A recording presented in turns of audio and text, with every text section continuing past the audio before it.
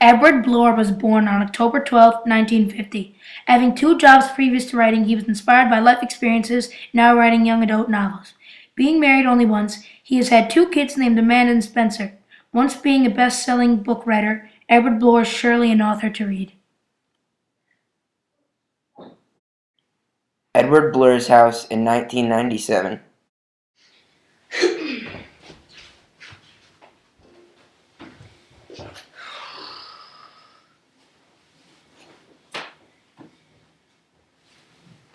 Well, hey, Eddie.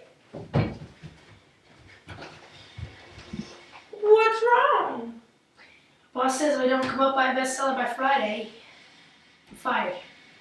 That's terrible. Well, how about you just write a book about your childhood?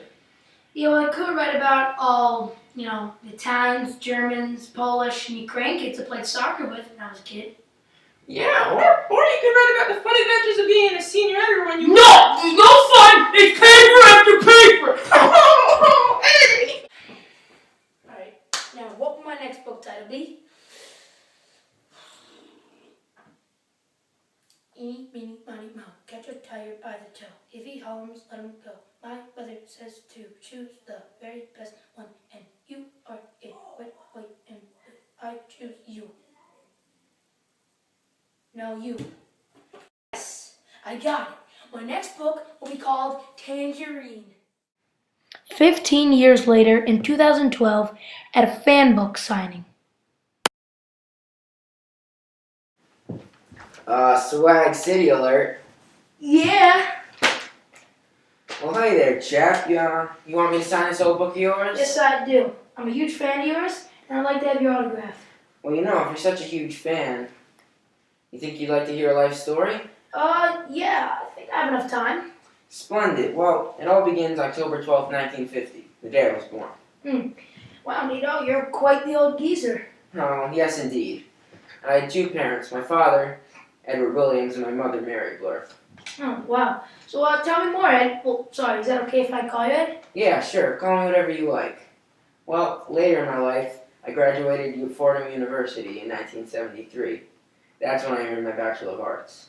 Yeah, and correct me if I'm wrong, but didn't you start as a teacher your first job in a public school from 1983 to 1987, right? Well, actually, I finished my career in 1986. But halfway through my teaching career, I met another teacher who became my future wife, Pamela Dixon. We got married on August 4th, 1984. Yeah, and if I recall, you have two kids, Amanda Christian Bloor and Spencer Dixon Bloor, right? Yeah, you're quite the fan, sir. Yeah, I just find it so interesting. I was also wondering where you're living nowadays. Well, nowadays, me and my wife are living on 12021 Windstone Street, Winter Garden, Florida, 34787. So, if you want to come kidnap us, just feel free. Well, jolly old chap, sir, jolly old chap. Well, I have to go to the bathroom. At this age, you can't really control your bladder. Yeah, me too. 52 minutes later.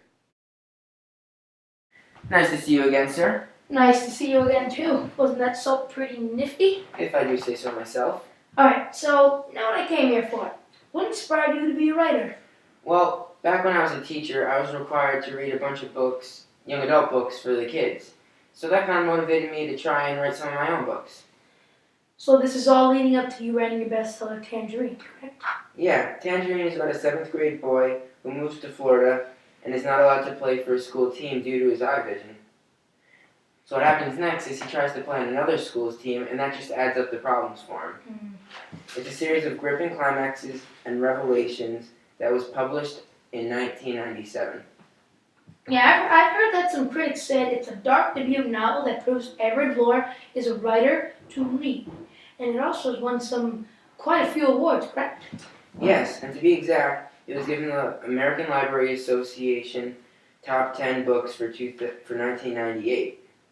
And the New York Public Library, 100 Titles for Reading and Sharing in 1997. Oh, wow. Sounds impressive. What about your other books? Well, there's Crusader, which is about a 15-year-old girl waiting for a knight in shining armor for almost her whole life. After her mom died a few years back, she spends most of her time working at a failing arcade.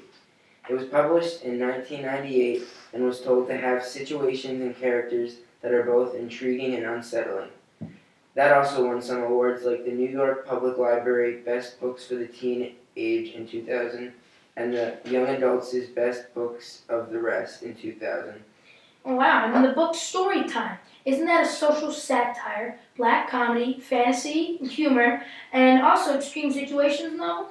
Well, it's about two kids who are promised the finest education when they transfer to the Whittaker Magnet School that is surprisingly in classes that are windowless, and students are forced to get the best grades possible.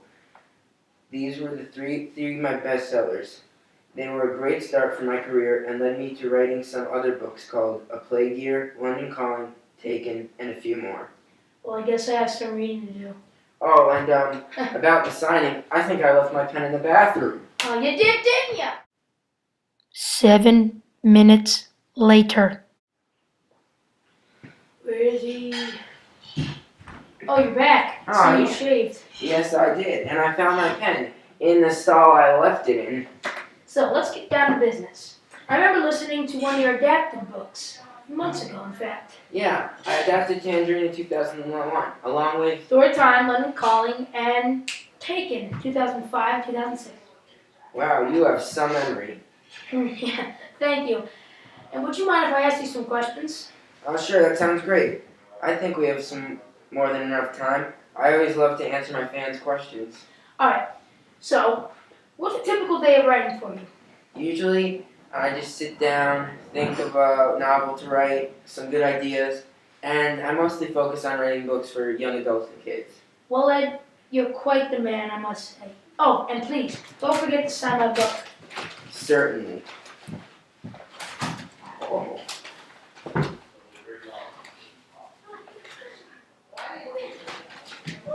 Thank you very much, Ed. You're welcome. Well, I guess I better be getting on to my next book signing. Alright, take care.